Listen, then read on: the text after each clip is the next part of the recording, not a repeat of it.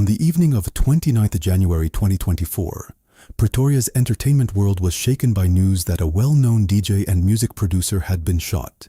His name was Sunky Mokubung, better known to South African audiences as DJ Vettys. He had been on his way to a gig when gunfire erupted.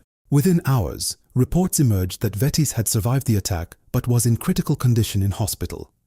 His management appealed for privacy while doctors treated him. At the time, it looked like another unexplained shooting involving a prominent figure in South Africa's nightlife industry. But more than 2 years later, the shooting would become part of a much larger criminal prosecution. According to the state's case in the Johannesburg High Court, the shooting was not simply a random act of violence. It was allegedly an assassination attempt. And prosecutors now allege that the attack formed part of a series of 3 attempted killings connected to businessman Vusumuzi Kat Matlala. The other alleged targets were taxi boss Joe Ferrari Sibagnoni and actress and media personality Tebogo Thobajane. This is the story of how DJ Vettys survived.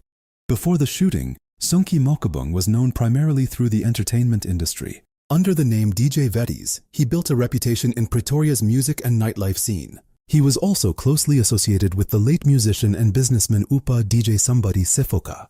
The two had known each other for years, and Vettys appeared alongside Somebody on music projects, including the popular track Monate Empolaye. That friendship would later become important to Vettys' own account of his life after the shooting. But on 29th January 2024, none of that mattered. Someone was allegedly trying to kill him.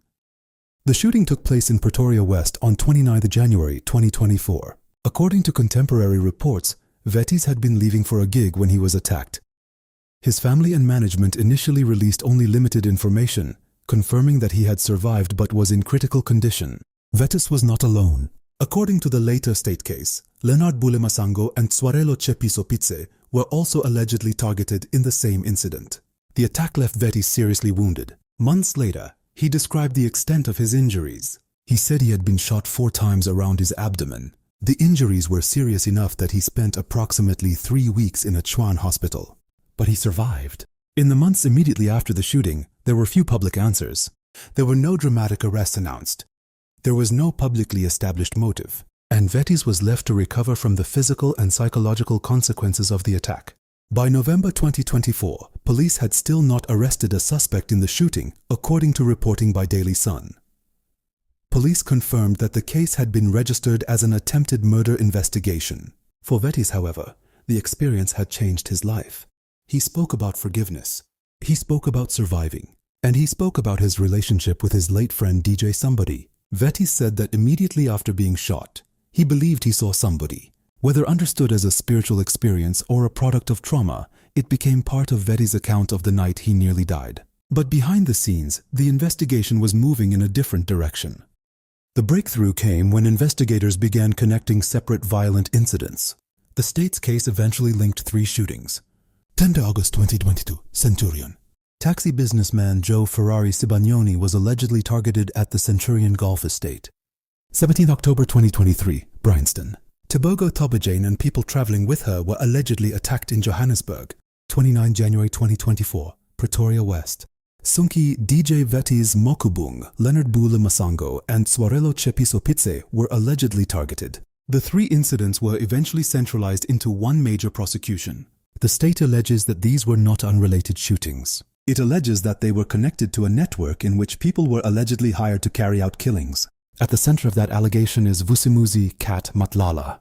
By the time the case reached the Johannesburg High Court, prosecutors alleged that Matlala had orchestrated the 3 attacks. Matlala stands trial alongside his wife, Tsakani Matlala, and alleged gunmen Musa Kekana and Diego Floyd Mabusela, as well as Ntabiseng Zandile Nzama. The 5 accused face 25 charges. 11 of those charges are counts of attempted murder. The state alleges that the 3 shooting incidents between August 2022 and January 2024 formed part of the broader conspiracy. The allegations surrounding Vettys are contained in the final portion of the indictment. Those charges concern conspiracy to commit murder, attempted murder, and unlawful possession of a firearm. The state alleges that Vettys and the 2 men with him were targeted in Pretoria West on 29 January 2024. But there is another important piece of the prosecution's theory. Prosecutors allege that Musa Kekana and Diego Floyd Mabusela were involved in carrying out the planned shootings. The state's broader case is that Matlala allegedly financed the operations while other individuals allegedly assisted in transferring or concealing money connected to the alleged crimes. This is where the Vettys shooting becomes more than an isolated Pretoria crime. Investigators were allegedly looking at a pattern. Different victims, different dates, different locations. But, according to the prosecution, an overlapping group of people and firearms. The police later said that their investigation had linked firearms recovered during investigations to multiple cases. National Police spokesperson Athlenda Mathi said investigators believed firearms seized in connection with the broader investigation were linked to more than 30 cases. That evidence is now being tested through the criminal trial.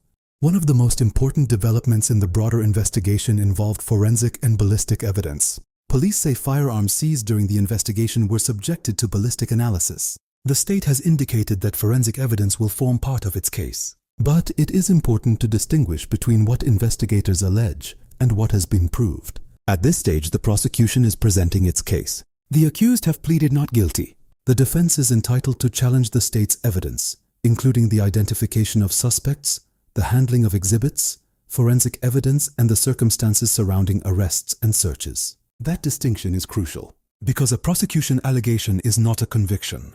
The significance of the Vettys shooting becomes clearer when placed beside the other alleged attacks. Joe Sibagnoni was allegedly ambushed at a Centurion Golf estate in August 2022. The first witness in the current trial described seeing armed men emerge from a vehicle carrying AK-47 rifles.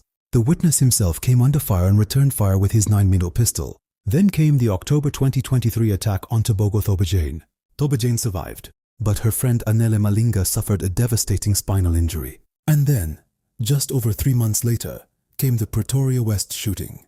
This time, the alleged target was DJ Vettys. 3 incidents, 3 different victims, and according to prosecutors, 1 alleged conspiracy. Vettys eventually recovered. In November 2024, he told Daily Sun that he had been shot 4 times around his stomach and spent 3 weeks in hospital. He said he had forgiven those responsible for shooting him. By then, the DJ who had once feared for his life was trying to rebuild it. His survival also gave him an unusual perspective on the violence surrounding South Africa's entertainment industry. He had lost his close friend DJ Somebody. He had survived being shot. And now, years later, the alleged circumstances surrounding his own shooting had become part of one of South Africa's most closely watched criminal trials.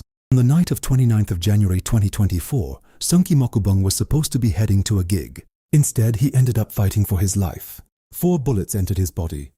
He spent weeks in hospital. And for months, the public knew little about why he had been attacked. Today, the shooting sits inside a much larger criminal case. The state alleges that DJ Vettys was one of 3 targets in a series of planned assassinations allegedly connected to Vusimuzi Cat Matlala. It alleges that men were recruited to carry out the shootings. It alleges that money moved between people and businesses. And it alleges that firearms connected investigators to a wider network of violence.